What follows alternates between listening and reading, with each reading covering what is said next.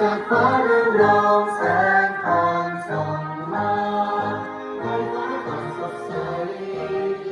มหาราชาราชินียิ่งคนปวงชนชาวไทยจะด้วยพระผู้ว่าใน